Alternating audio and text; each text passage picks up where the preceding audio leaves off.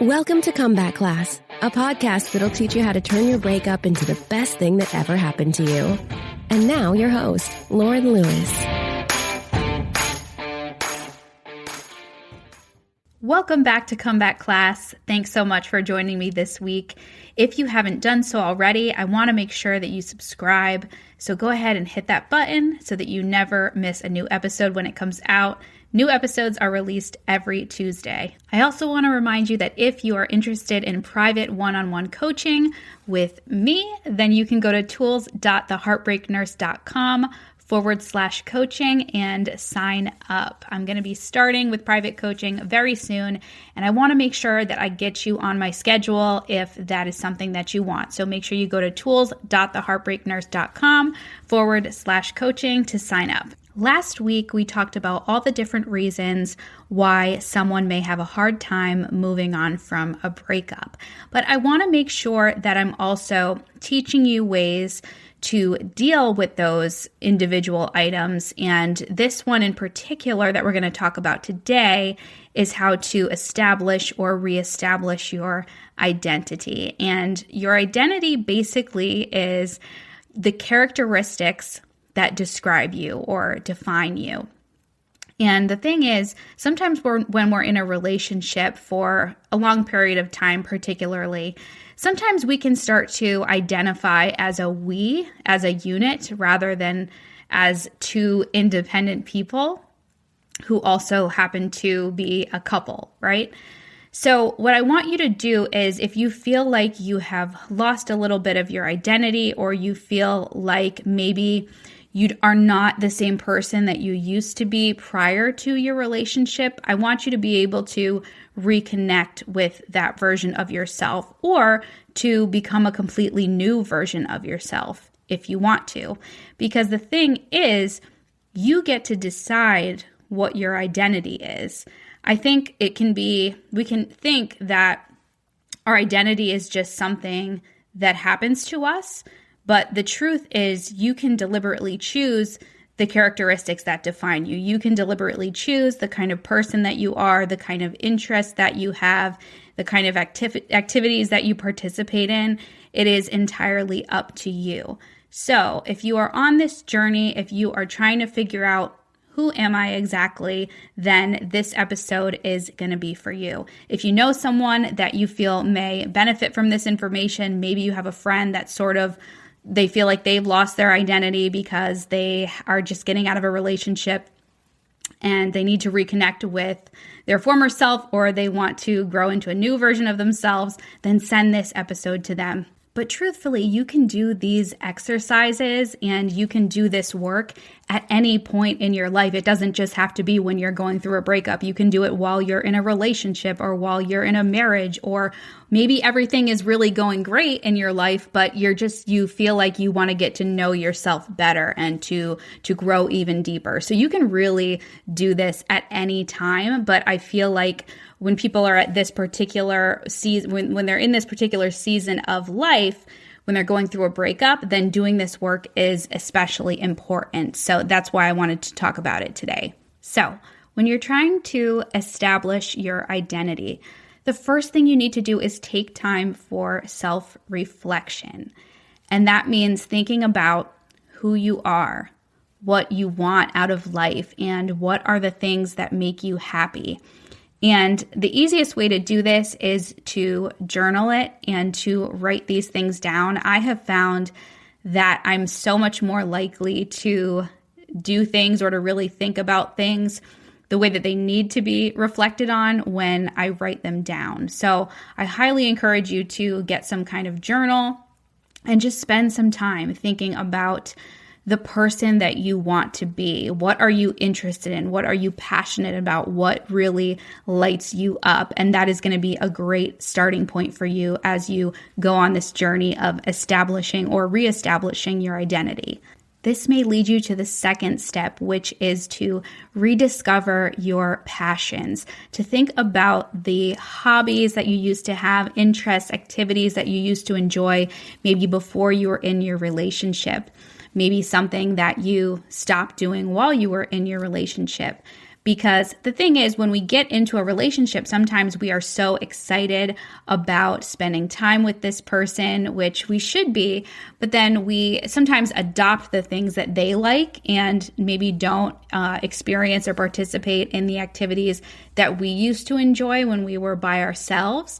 And sometimes we can just stop doing those things that we enjoy, either because of time or because sometimes the other person doesn't enjoy them. And I think there's also an opportunity here when you are able to rediscover your passions and figure out the things that you love to do and you start doing them again. The next time that you get in a relationship, I want you to make sure that you're still prioritizing your passions and your personal interests. Of course, you're going to have things in common with this new person that you're dating and you're going to want to do things together. But I think there's something really important, really special about having things that are just for you. So whether you just go to a certain activity or an event once a week, once a month, whatever it may be, if you have something that you really love and maybe the person that you're with isn't as interested in it as you are, or they have something that they really love to do, like let's say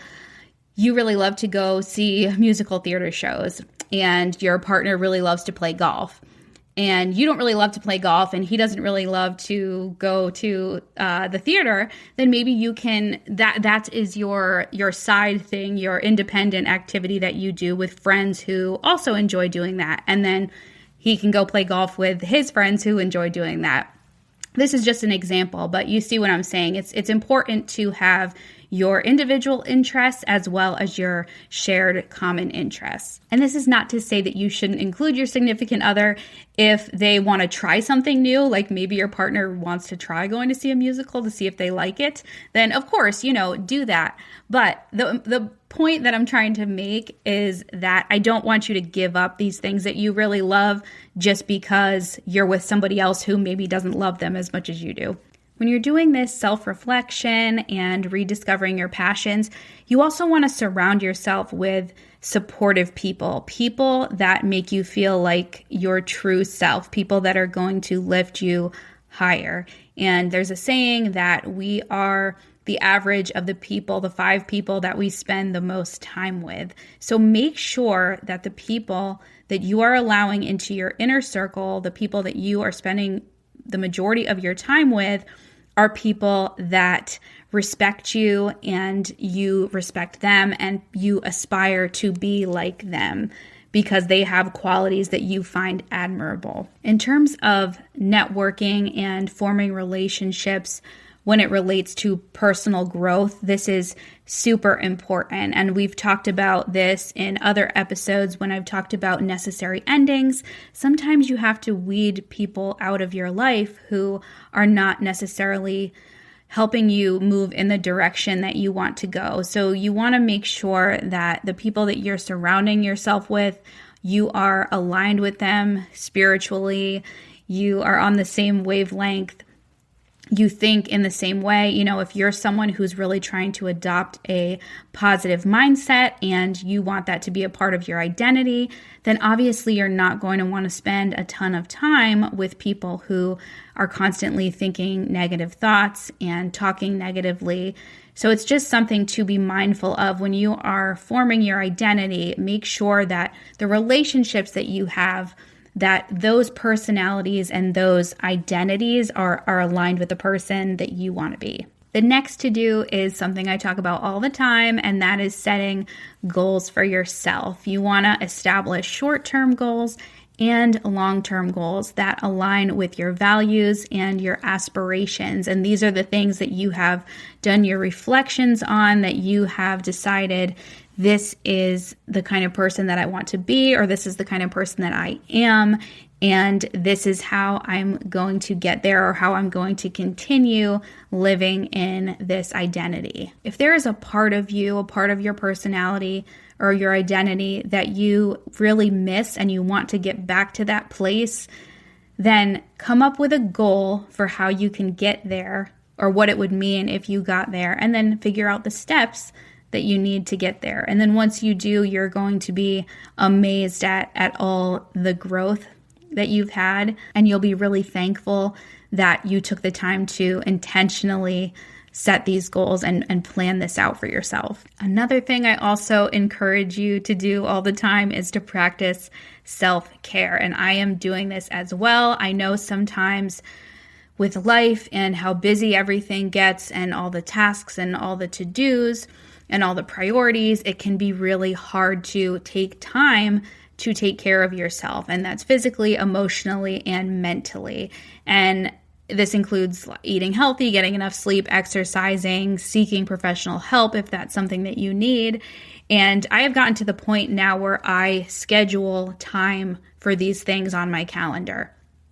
And I do that because I look at my calendar every day and I have my to-dos on there, and it's a priority now. Self-care is a priority, and you have to make it that way because you just can't pour from an empty cup. You have to fill up yourself so that you can fill up others. And you need to be able to sustain so that you can get all these to-dos done and get all these tasks done and do all the things. You have to take care of yourself because eventually you're going to burn out and you're going to get fried, and that's a stinky place to be in. And you may be there already. I think for a while I was in that place myself, just totally burnt out, but I realized that I wasn't necessarily taking care of myself in the ways that I needed to. So I have now made that a major priority in my life. And the interesting thing is when I sort of bring this up to people,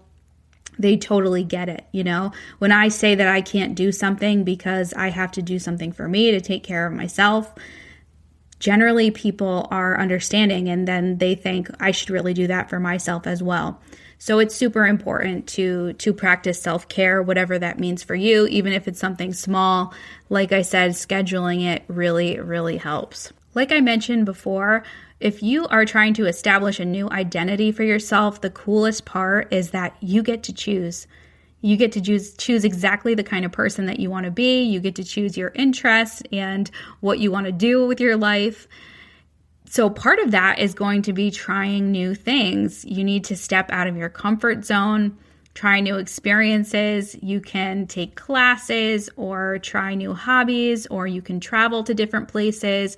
I have a PDF document, a Google Doc, where I have all of these goals for myself, which include all of these things that I want to try and all of these places that I want to visit, because I want to have them in a centralized location so that I can refer back to it whenever I need to. And I can plan and I can think to myself, okay, this is somewhere that I want to visit, and this is something that I want to learn how to do, and this is something that I want to try.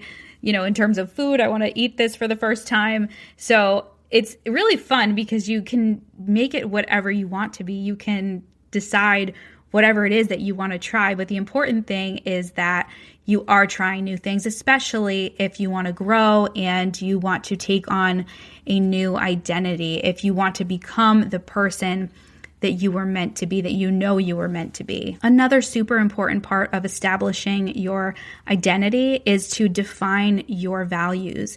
You need to know what is truly important to you, and then you need to make decisions that are aligned with your values. And if it's something that you've never thought about before, maybe you just assumed, like, of course I have values, like, any good person does, but you should really think about what they are. What are they? Because you may think but you don't actually know. I didn't realize that one of my main values was freedom. And that's like the word that comes to my mind almost every single day as I go throughout my day. And I value my freedom so much that every decision that I make, I ask myself, is this allowing me more freedom or less freedom? And you can choose a value or a word, whatever it is to you, and think the same thing.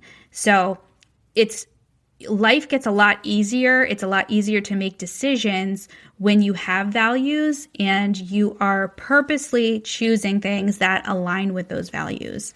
The next part of establishing your identity is to embrace your individuality. Make sure you are celebrating your unique qualities and don't be afraid to express your true self. We live in a world now where there are so many different kinds of people with so many interests and so many different looks and aesthetics. And it's really an amazing time because you can experiment with different things. You can dress and look one way one day and then do something totally different the next. And that's the beauty of life, is that we have all of these choices and we have this freedom. So if there is something that you always wanted to try, or you always, you wanted to dye your hair a certain color, but you never did because you were just kind of nervous about it and nervous about what people would think, I would encourage you just to go ahead and do it. Life is short. I say this all the time, but it's just the truth. And you just never know what could happen. So if you feel in your heart that you want to do something, and obviously if it's, something ethical and good and it's not going to harm anyone, then I would say just go for it. Just be the person that you are. Celebrate who you are. True, real friends are going to celebrate you as well for exactly the person that you are. There's no reason to live in fear. I don't think that's the way that it was meant to be. I think that we should be able to be our true selves and live with courage and confidence and feel accepted. So I really encourage you just to embrace your individuality and celebrate your unique self. Another really important part of growth during that post-breakup period and establishing your identity includes taking responsibility for your actions. So the truth of the matter is that we are not perfect people. No one is perfect. We all make mistakes. And there probably are parts of you or certain behaviors or certain things that you've done in the past that maybe you regret, or you wish that you had acted differently, or there's a mistake that you have learned from. The point is just to acknowledge those mistakes and to accept responsibility for them and use them as opportunities for growth and for self-improvement. We are all works in progress, and that is okay. But you have to learn from the past so that you can do better in the future. One of the most crucial parts in establishing your new self, establishing a new identity, is to focus on the present and the future, and that includes letting go of the past. It is over. It is spilt milk. It has happened. There's no going back.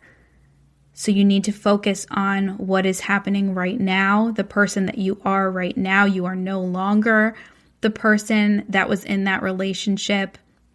You are the person that you are right now in this moment, and you can plan for the future. Focus on building a positive and fulfilling life for yourself. That is what's important. And I want to encourage you, if you are feeling stuck, if you are trying to establish this identity for yourself and you don't really know what to do next, maybe you still haven't even been able to close the chapter in regard to your previous relationship, and you don't know how to let go, and you don't know how to move on. You don't know who you are. You don't know what you want. You are feeling super, super lost. And I just want you to know that that is normal. It's absolutely normal to have all these feelings and all this confusion. I totally understand. I was there at one point in my life. I promise you, you can have clarity. You can figure these things out. Sometimes it takes a little bit of time and a little bit of work, but it can happen. If you want help getting there, please, I encourage you to sign up for a call with me. It's totally free, 20-minute call. You can email me hello@theheartbreaknurse.com, and I can send you the link to my calendar, and we can just chat and talk about what's going on in your current situation and what I think might be the next best step for you. So if you want my help, you can email me, hello@theheartbreaknurse.com. I'll send you the link to my calendar so we can have a one-on-one get to know each other. If you already know that you want coaching and you want to be able to work with me on a weekly basis, then you can go to tools.theheartbreaknurse/coaching and sign up for that there.